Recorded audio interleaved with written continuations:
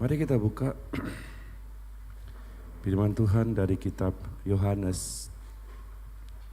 Yohanes pasal ke-16 ayat yang keempat.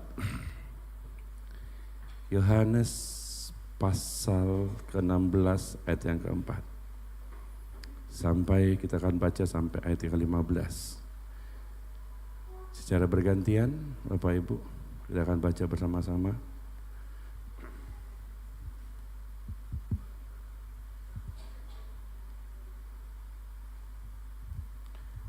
Pekerjaan penghibur, tetapi semuanya itu kukatakan kepadamu supaya apabila datang saatnya kamu ingat bahwa aku telah mengatakannya kepadamu. Hal ini tidak kukatakan kepadamu dari semula karena selama ini aku masih bersama-sama dengan kamu. Ayat 5 silakan.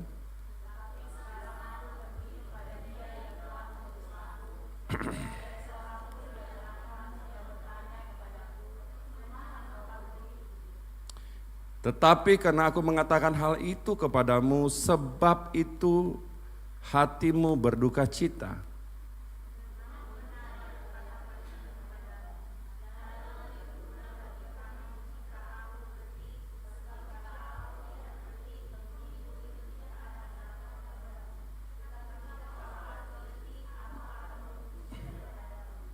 Dan kalau ia datang, ia akan menginsapkan dunia akan dosa, kebenaran, dan penghakiman.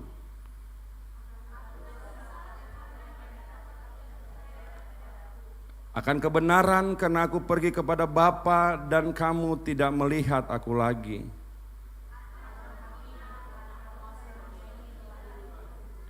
Masih banyak hal yang harus kukatakan kepadamu, tetapi sekarang kamu belum dapat menanggungnya.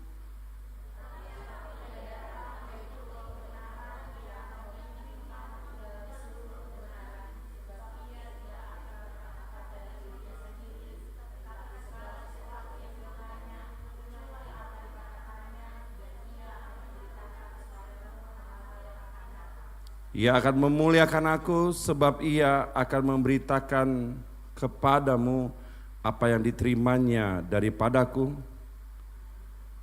Ayat 15 terakhir.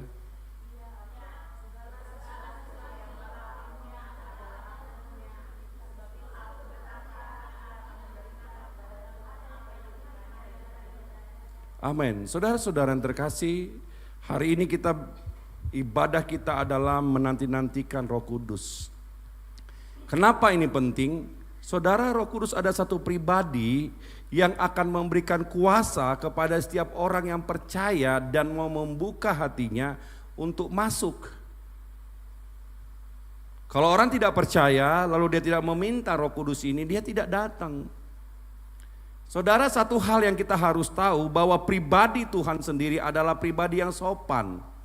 Dia tidak datang tanpa orang lain, tanpa seseorang datang mengizinkan dia masuk.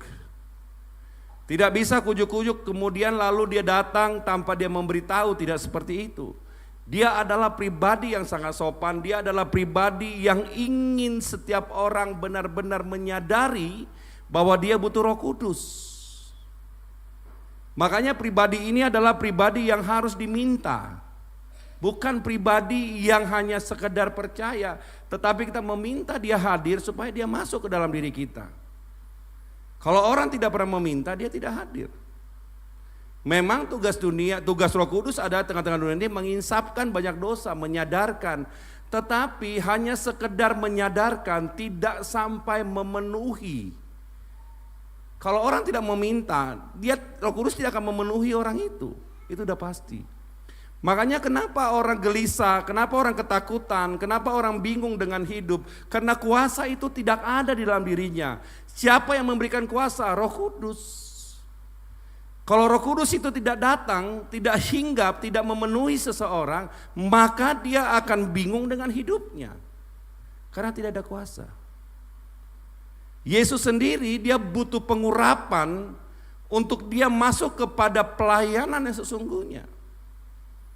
Dia harus kepenuhan Roh Kudus supaya ketika dia berjalan di tengah-tengah umat pada saat itu, orang-orang itu tidak ketakutan. Kenapa? Karena roh ini akan memberikan kelembutan, kedamaian, ketentraman di atas seorang.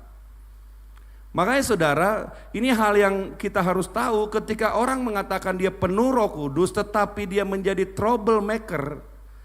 Tahu troublemaker? Pembuat masalah. Ketika dia pembuat masalah dan orang tidak pernah nyaman di dalam lingkungannya, artinya bahwa kau tidak dipenuhi oleh Roh Kudus. Harusnya Roh Kudus itu adalah roh yang menginsafkan, roh yang memberikan damai sejahtera, roh yang memberikan ketenangan, roh yang memberikan sukacita.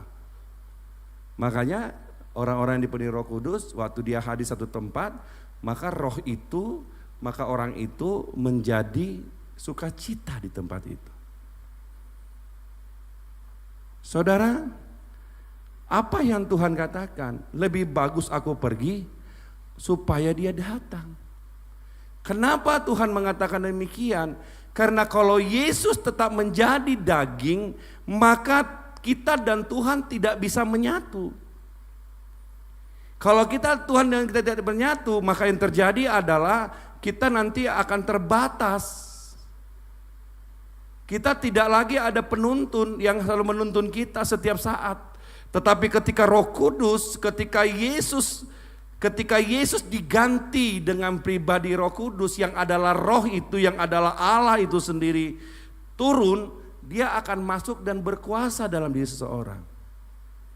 Makanya seseorang yang penuh dengan Roh Kudus, dia menumpangkan tangan atas orang sakit itu sembuh. Dia mengusir setan, orang kesurupan dia usir setan, setannya akan pergi. Ketika dalam kehidupannya, waktu dia mengalami banyak tekanan hidup, dia akan bisa menguasai dirinya supaya dia tidak khawatir dan ketakutan. Persoalan terbesarnya adalah banyak orang belum meminta Roh Kudus. Mungkin banyak orang ke gereja, banyak orang baca firman, banyak orang berdoa, tetapi lupa bahwa harusnya setiap pribadi meminta Roh Kudus tinggal di dalam hatinya. Maka dia akan bisa melakukan segala sesuatu. Karena ini bukan hanya sekedar ibadah, ini bukannya sekedar baca firman, tetapi ketika seseorang tidak dipenuhi oleh Roh Kudus, itulah yang membuat waktu baca firman dia tidak mengerti. Waktu beribadah dia tidak mengerti cara beribadah. Waktu melakukan hidup, mengatasi hidup, dia tidak mengerti bagaimana mengatasi hidupnya. Makanya yang muncul adalah kekacauan, kebingungan, ketakutan di dalam diri seseorang. Ya. Saudara, kalau kita perhatikan, coba tayangkan ayat 13, Yul. Ini saudara coba perhatiin. Ya. Ayat 13. Udah, dapat? Bisa. Oke. Ayat 13 saja.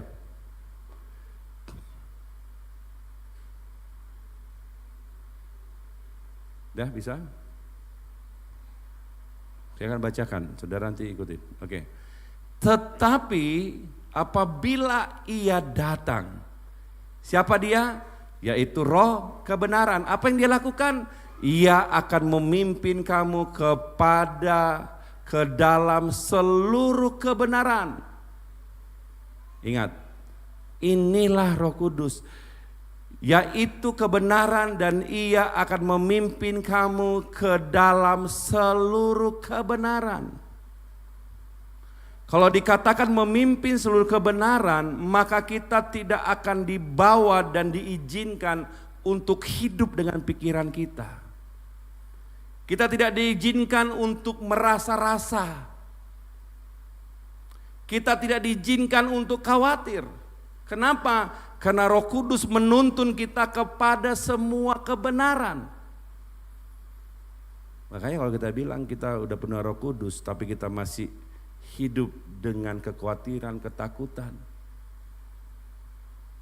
masih suka aneh-aneh, sebenarnya Roh Kudus tidak tinggal dalam diri kita. Dia di mana selama ini? Di luar kita. Di luar kita. Buktinya apa? Mungkin dia akan mengingatkan kita lewat ke satu kejadian. Kejadian A, kejadian B, lalu kita bilang, oh iya ternyata saya salah. Tetapi berbeda ketika Roh Kudus tinggal dalam seseorang, maka Tuhan akan bicara secara langsung. Kita akan ditegur secara langsung apa yang salah dengan diri kita. Makanya saudara, waktu orang tidak masuk kepada pengenalan akan Tuhan, ini yang bahaya. Saya tadi siang ketika saya puasa, ya saya lagi kerja, situan saya cuci mobil tuh. Saya ngerjain cuci mobil, lalu ada orang datang tiba-tiba, terus dia ngobrol. Ternyata satu marga dengan saya, tinggal di mana, basa-basi tinggal di mana, oke. Lalu pembicaranya kita masuk kepada, saya bilang, abang sudah ngalamin perjumpaan dengan Tuhan. Dia bilang, saya sudah berjumpa. Apa yang berjumpa? Saya bilang, saya ke gereja, saya berdoa. Saya bilang, lalu apa yang dirasakan? Ya pokoknya saya bisa, waktu itu saya berdoa, lalu saya jadi manajer, lalu Tuhan memberikan jadi manajer. Lalu saya membantu orang kan itu. Saya bilang, perjumpaan dengan Tuhan, kita tidak bicara tentang berkat. Perjumpaan dengan Tuhan, kita tidak bicara tentang gereja ataupun berdoa. Tapi perjumpaan dengan Tuhan adalah bicara kerinduan yang lahir dari hati. Itulah perjumpaan. Kalau orang berjumpa, pasti dia punya hubungan. Kalau orang punya hubungan, pasti dia punya kerinduan. Makanya kalau orang mengatakan saya sudah berjumpa Tuhan, tapi dia gak punya kerinduan, itu bohong. Banyak juga orang berdoa, banyak orang ke gereja, tapi gak ada kerinduan. Kenapa? Karena saya orang Kristen, saya menjadi orang yang formalitas. Sebagai orang Kristen ke gereja, berdoa, makan berdoa, kenapa? Sudah diajarkan dari sekolah minggu. Tapi saya sendiri tidak punya kesadaran bahwa saya harus datang ke Tuhan. Ya. Lalu dia bilang, oh seperti itu. Iya. Saya mengatakan, abang belum berjumpa Tuhan. Kenapa? Karena abang membatasi Roh Kudus untuk bekerja dalam dirimu. Masih ngerokok? Gak mungkin Roh Kudus mengizinkan orang merokok. Tak mungkin. Kalau orang bilang saya dipenuhi Roh Kudus tapi saya ngerokok, itu bohong. Tak mungkin. Ya, apalagi khawatir lagi, ketakutan lagi, kebingungan lagi, ya, kejenuhan lagi, gak mungkin. Kenapa? Karena Roh Kudus akan memimpin setiap orang kepada kebenaran. Dia akan membukakan, dia akan menyadarkan, dia akan menginsapkan, dia akan memberitahu apa yang harus dia lakukan dalam hidupnya. Makanya saudara, Roh Kudus ini sering menjadi pribadi yang dilupakan. Itu dulu saya lakukan, kejahatan yang saya lakukan dulu adalah waktu saya sekolah teologi, karena saya dikirim oleh satu gereja satu gereja mainstream, ya, gereja suku waktu itu dikirim. Ketika di kampus saya itu bicara Roh Kudus, kita akan mengatakan apa itu Roh Kudus, Roh Kudusan. Kita mengejek. Waktu itu kejahatan saya begitu. Kita ngejek. Kenapa? Karena bagi kita kata Roh Kudus itu bukan hal yang familiar di dalam gereja kita, di dalam komunitas gereja. Mungkin Roh Kudus ada, tetapi bukan satu pribadi yang benar-benar berkuasa, hanya sekedar pelengkap penderita. Itulah yang kami dulu lakukan di teologi. Lalu pada saat itu kita selalu ada satu dosen itu yang membawakan tentang Roh Kudus. Dia mengajarkan tentang Roh Kudus. Kita bilang, ya sudah, saya tahu Roh Kudus, so what? Lalu ngapain? Waktu itu kita tentang, kenapa? Karena bagi kita ada, sudah, kita cuma satu punya Yesus, udah, nggak usah lagi percaya Roh Kudus. Roh Kudus itu satu pribadi yang nggak perlulah yang terlalu digimanain.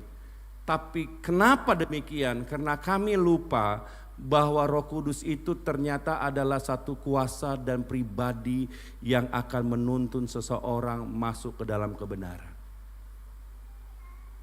Gak ngerti. Lalu waktu itu setelah semester akhir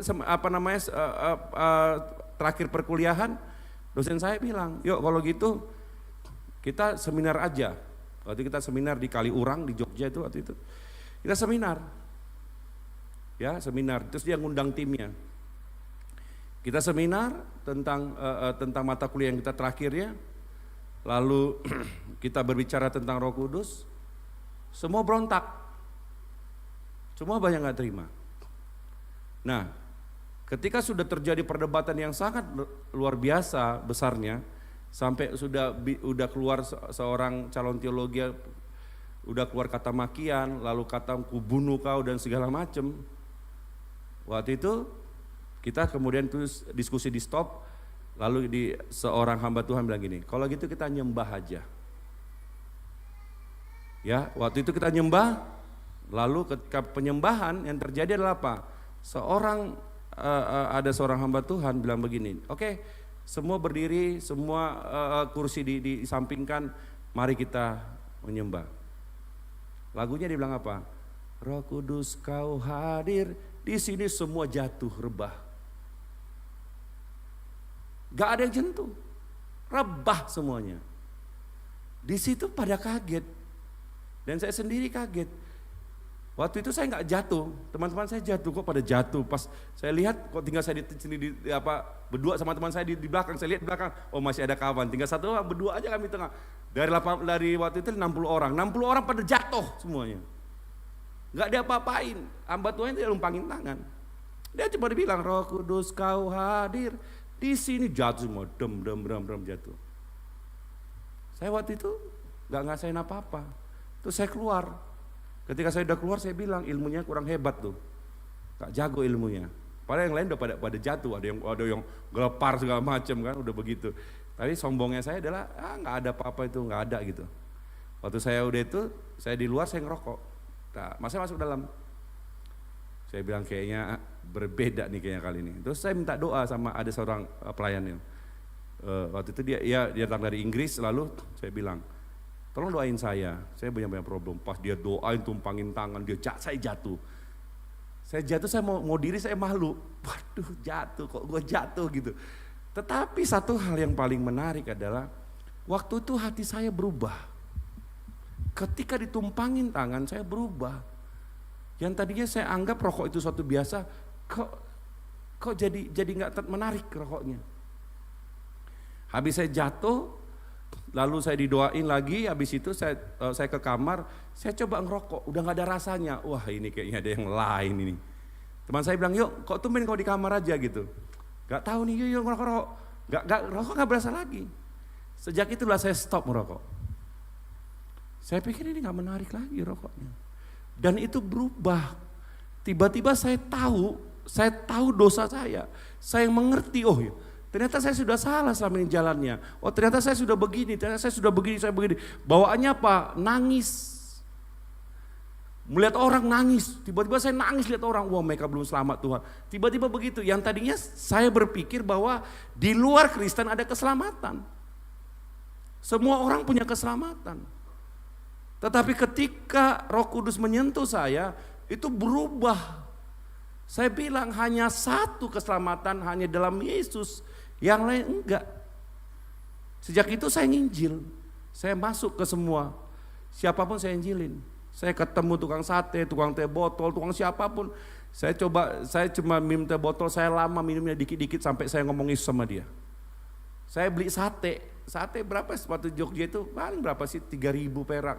Tapi lama sambil dia bakar sate saya ngomong Yesus sama dia. Ya, tukang taksi, ketika saya naik taksi saya ngomong sampai undang Yesus. Kenapa? Karena bagi saya adalah ternyata yang sama yang saya pikirkan ada keselamatan di luar dari Yesus, ternyata tidak ada. Hanya satu pribadi yang mengubah saya waktu itu, Roh Kudus. Yang tadinya saya penakut ngomong Yesus ke orang, yang saya gak ketakutan. Di situ saya pertama sekali saya ngomong kepada orang yang beda agama, saya ngomong tentang Yesus, gak ada ketakutannya. Saya bicara tentang Yesus. Ini loh Yesus sungguhnya. Ini loh kamu harus lakukan seperti ini loh sampai ada dulu saya ketemu juga satu murid, satu pemuka agama yang terkenal di Indonesia. Saya bilang sama dia, salam buat gurumu. Kasih tahu gurumu, saya ingin ketemu sama dia, saya ingin ngobrol sama dia.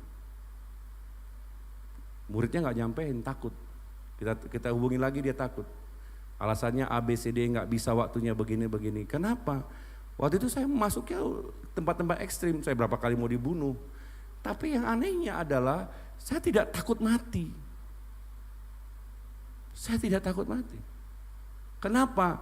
Karena ada Roh Kudus yang bergejolak di dalam diri saya yang membuat saya ngomong Yesus ke orang. Makanya saudara, pribadi Roh Kudus ini pribadi yang sangat-sangat luar biasa. Makanya di ayat 14 dikatakan, ia akan memuliakan aku sebab ia akan memberitakan kepadamu apa yang diterimanya daripadaku.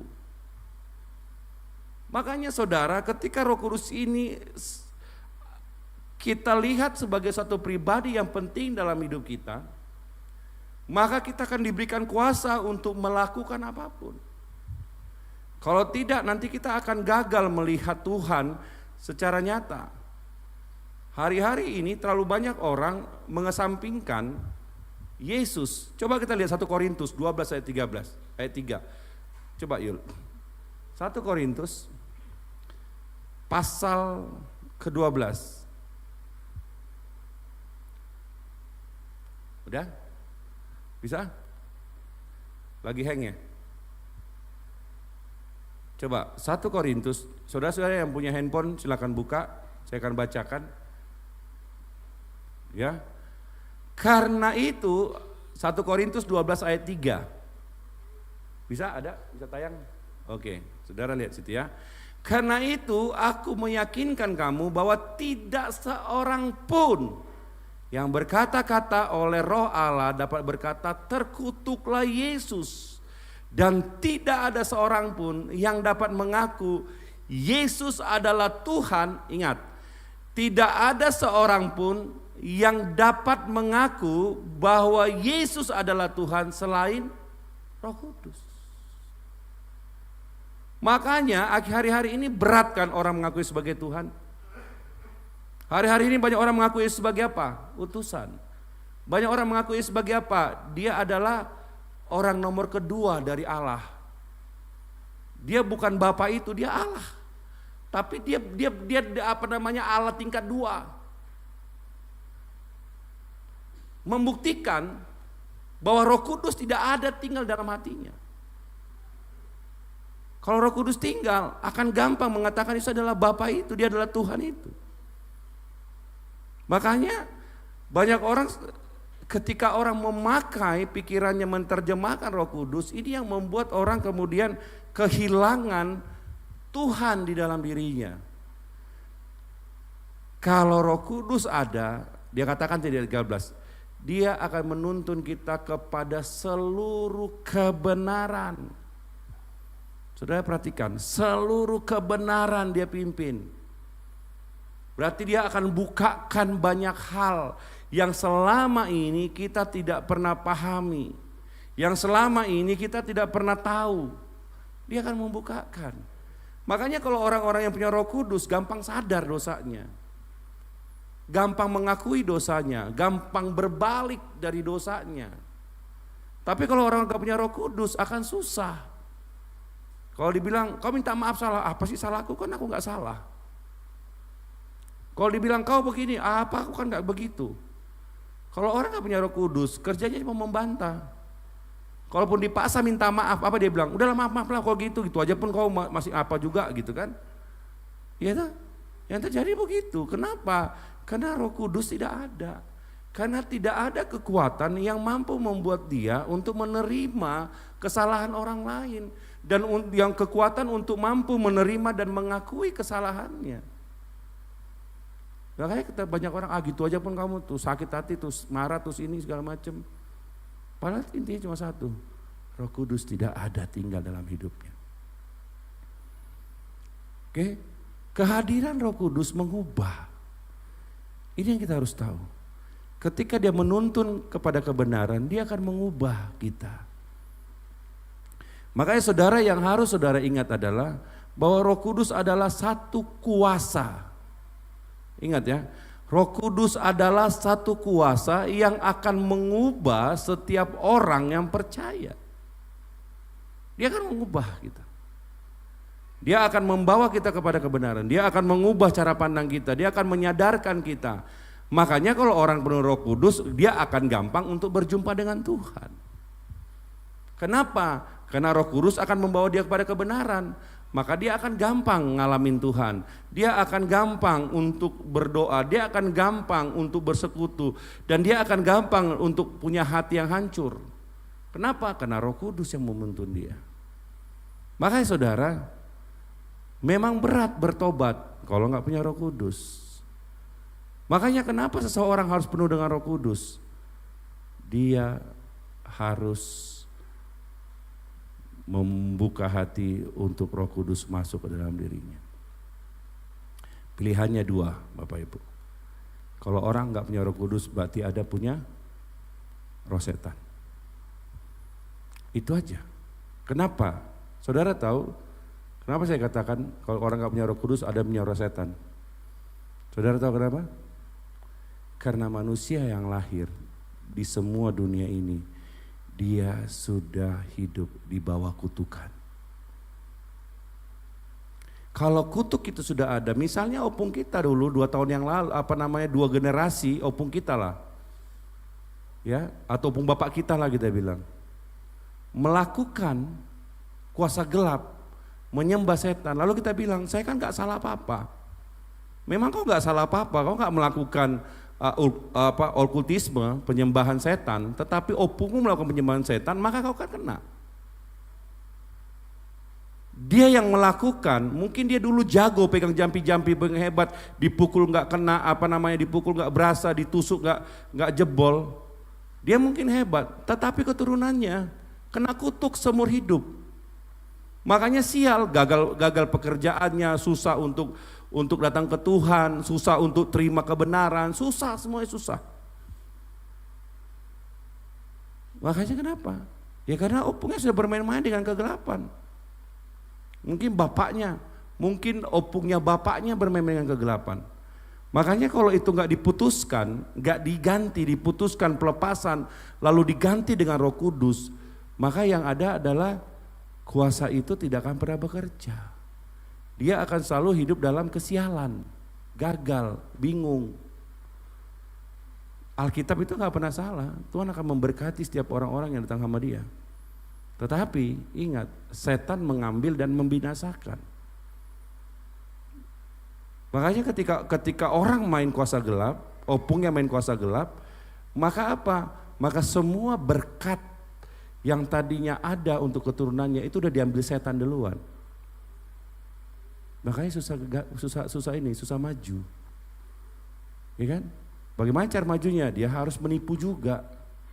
Dia harus melakukan dosa, dia tetap harus bersekutu dengan setan, baru dia kaya. Ya?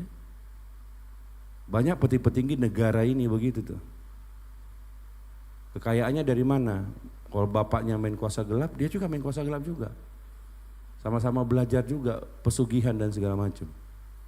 Supaya tetap kaya. Makanya kalau dia sudah hidupnya benar, itu tiba-tiba habis. Jadi nol lagi kembali. Makanya saudara, hati-hati ketika kita tidak membuka hati, Roh Kudus tinggal dalam hidup kita. Yang ada adalah kita akan selalu gagal dengan hidup. Ini kita akan susah untuk move on, kita akan susah untuk terbuka pikirannya. Roh Kudus itu satu kuasa yang mengubah setiap orang. Makanya apa yang kita lakukan? Minta. Oke? Kita meminta, Tuhan penuhi aku. Roh Kudus penuhi aku. Aku buka hatiku, bertata dalam hatiku. Kuasai aku Tuhan. Itu minta. Supaya kita dipenuhi. Maka yang ada nanti kuasa Tuhan yang bekerja. Maka dalam kehidupan kita akan gampang melakukan apapun. Kita akan tahu kiri atau kanan Tuhan, kita akan tahu. Paling enggak, kita enggak terlalu tersesat banyak gitu loh. Paham enggak?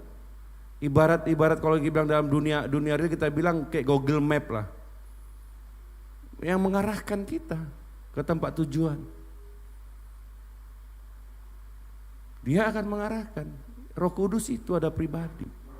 Makanya kalau kita gak membuka hati kita buat Roh Kudus masuk, yang terjadi adalah kita akan selalu hidup dalam kebingungan, ketakutan, kekhawatiran. Trauma kita jalan terus. Kenapa? Gak ada kuasa untuk keluar dari situ. Gak ada kuasa kita untuk keluar dari dosa.